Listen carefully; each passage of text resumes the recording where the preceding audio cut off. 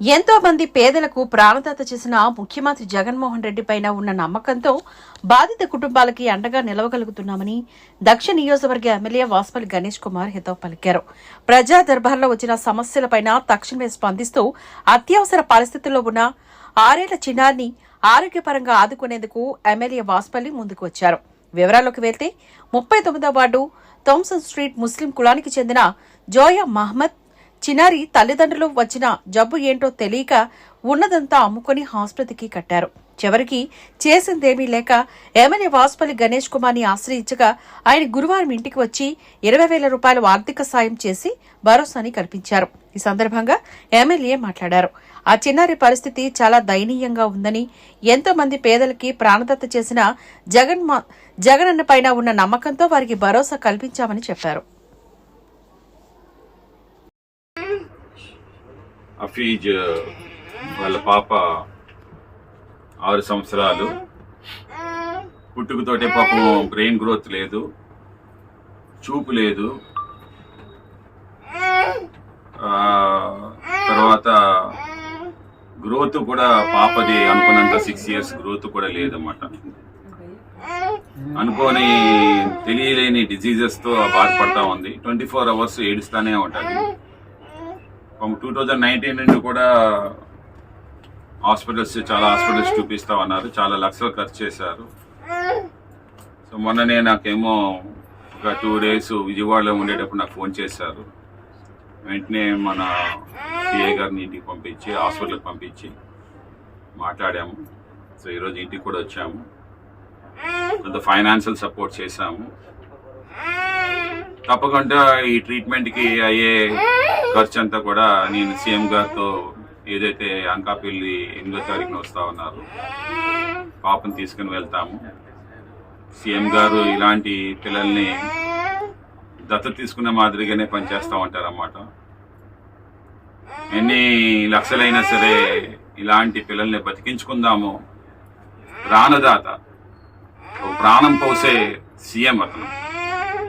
నేను కళ్ళారా చూశానన్నమాట. సో నాకు ఆ నమ్మకం ఉంది, అందుకే భరోసా ఇచ్చాను. అలాగే ఇప్పుడు కేజెస్తో కూడా మాట్లాడాను, సూపరింటెండెంట్ గారితో కూడా మాట్లాడాను. ఏదైతే ఈఎన్జిఎస్ ఒక రాశారు టెస్ట్, అలాగనే దాంతోపాటు జెనెటిక్ టెస్ట్ ఒకటి రాశారు. ఈ టెస్టులు 2 కూడా కేజెస్లో అవుతున్నాయా లేదా చెక్ చేసుకుని, లేకపోతే పైనేమో సుమారు 30,000 రూపాయలు అవుతుంది ఆ ఖర్చులకి. దానికి నేను సపోర్ట్ చేస్తానని చెప్పేసి కూడా చెప్పడం జరిగింది. సో ఏదైనా సరే ఆ పిల్లని మళ్ళీ ఒక నార్మల్ సాధారణమైన పిల్లలతో తీసుకొని వచ్చేలాగా మా ప్రభుత్వం పనిచేస్తుందని చెప్పేసి తెలియజేస్తా ఉన్నాను. ఈ కార్యక్రమంలోనేమో ముఖ్యంగా మా కొలి సింహాచలం గారు, కన్మర్షం చైర్మన్ గారు, సబీరా బేగం గారు, అలాగే ముజీబ్ ఖాన్ గారు ముస్లిం అధ్యక్షులు, వారు కూడా ఈ కార్యక్రమంలో మెంబర్ షరీఫ్ గారు కూడా వచ్చున్నారు. వారందరికీ కూడా ప్రత్యేకంగా ధన్యవాదాలు. మోహన్ రెడ్డి గారు మెడికల్ ఇష్యూస్ లో టోటల్ రీవాంప్ చేశారన్నమాట. ఇప్పుడు పాత రోజుల్లో చూసుకుంటే, ఎందుకంటే నేను ఆ ప్రభుత్వాన్ని చూశాను, ఈ ప్రభుత్వాన్ని కూడా చూశాను, ఆ గడప ఈ గడప కూడా చూశాను అన్నమాట. ఆ గడపలో మనం ఇలాంటి పిల్లలకి ఏది వచ్చినా సరే ఆదుకునే పరిస్థితి లేదన్నమాట. తర్వాత అన్ని జబ్బులకి కూడా ఆరోగ్యశ్రీ లేదు. ఇప్పుడు మనకు ఆరోగ్యశ్రీ ఏమో మ్యాక్సిమంగా సుమారు 4 పొందించగలుగుతున్నాం. అది కూడా ఒక కుటుంబానికి 25 లక్షలు. అన్ని కార్పొరేట్ హాస్పిటల్స్ కూడా ఈ రోజు మన ఆరోగ్యశ్రీలోనేమో ఇన్కార్పొరేట్ చేస్తున్నాం ప్యానల్ హాస్పిటల్స్ కింద. అలాగే గతంలో కేజెచ్లో అడుగు పెట్టేవారం కాదు. ఇప్పుడు కేజెచ్ ఏంటంటే ఆధునీకరణ చేశాము. కంప్లీట్గా ఏసీ ఎయిర్ కండిషన్డ్గా తయారు చేశాము. అన్ని బ్లాక్స్ని కూడా అప్డేట్ చేసుకుని రివాంప్ చేసుకున్నాము. ఆంధ్ర రాష్ట్రంలో 53,000 పోస్టులు మెడికల్లో ఖాళీ ఉంటే అవన్నీ కూడా ఫిల్ చేసిన ఘనత శ్రీ జగన్మోహన్ రెడ్డి గారు. 53,000 పోస్టులు. ఇది ప్రజలకు తెలియవలసిన విషయం అన్నమాట.